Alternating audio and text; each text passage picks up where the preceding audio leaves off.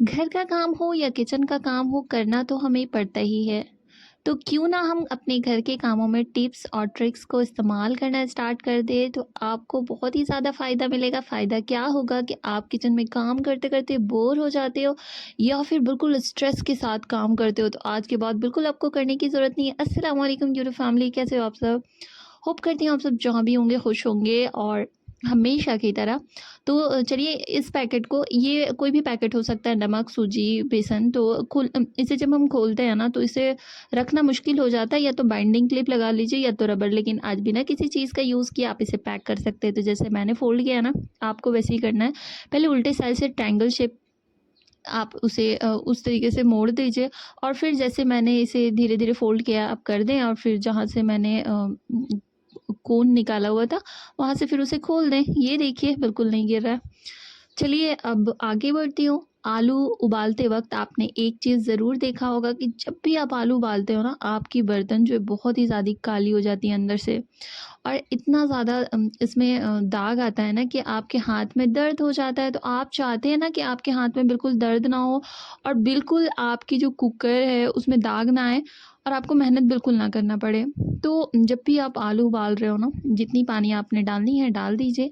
फिर आप ले लीजिए नींबू के छिलटे। जो नींबू आप स्क्वीज़ कर देते हो ना और उसके बाद जो उसमें छिलटे बचते हैं उसे फेंक देते हो, उसे डाल दीजिए। फिर लिड को लगाइए, फिर सीटी लगाइए। चलिए स्टील के बॉटल के बारे में कुछ बताऊँगी। इसमें अगर आप पानी पीते होंगे ना, तो आप देखते होंगे कि इसमें है ना बहुत अजीब-सी एक बैड स्मेल आती है। क्लीनिंग की बात नहीं कर रही हूँ, स्मेल की बात कर रही हूँ। बहुत ही ज़्यादा गंदी सी स्मेल आती है ना, तो आप चाहते हो कि उसे हम कैसे हटाएँ? तो आपको कुछ भी करने की ज़रूरत नहीं है। आप ले लीजिए बे लीफ, जिसे हम तेजपत्ता बोलते हैं, और उसे जला दीजिए। इतना जलाइएगा कि उससे धुआँ बाहर ज़रूर आए और फिर आप थोड़ी देर छोड़ दीजिए। अब जब लगे कि आपका जो पत्ता है वो जल चुका है, फिर उसे बाहर कीजिए। फिर इसमें डालिए नॉर्मल पानी, फिर वॉश कीजिए। अब जैसे ही बॉटल की क्लीनिंग करते हैं, मैंने कई सारे वीडियोज़ बनाए हुए हैं, तो बॉटल की क्लीनिंग कैसे करनी चाहिए बिना मेहनत के, तो अगर आप इंटरेस्टेड हैं तो जाके विज़िट कर सकते हैं। तो चलिए यहाँ पे थोड़ी-सी पानी डाल देती हूँ, मैं आपको साफ़ करके दिखाती हूँ। बहुत ही ईज़ी हो जाता है अगर आप हर एक छोटे-छोटे टिप्स को फ़ॉलो करते हैं ना, हर एक काम आपके लिए बहुत ही ज़्यादा आसान हो जाता है और आपको बिल्कुल पता ही नहीं लगेगा कि आपने काम भी किया है। तो चलिए अब मैं इस पानी को हटा देती हूँ और फिर मैं इस बॉटल की क्लीनिंग वैसे ही करूँगी जैसे करनी चाहिए। तो अभी मैं वीडियोज़ में नहीं बताऊँगी। चलिए अब बढ़ती हूँ आगे।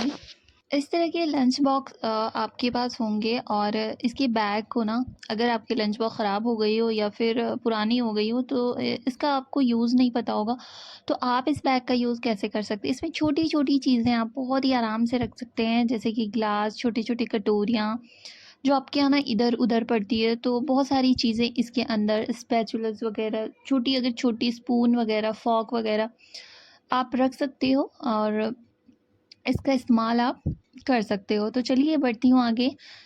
देखिए यहाँ पे मैंने लिया है पानी, नॉर्मल पानी है, फिर मैंने यहाँ पे डाला है हींग। हींग डालने के बाद जितना मैंने हींग डाला है ना, उतना ही मैं डेटॉल डालूँगी और इन दोनों चीज़ों को हमें अच्छे से मिक्स कर देना है। अब देखिए इसका इस्तेमाल हम कहाँ करेंगे? इसका इस्तेमाल करेंगे हम अपने किचन पे, घर पे, जहाँ पे चींटियाँ आती है ना, उसके बाद यहाँ पे मैंने लिया है कॉटन। कॉटन को डीप किया। अब देखिए कॉटन के अंदर ये घोल होनी चाहिए।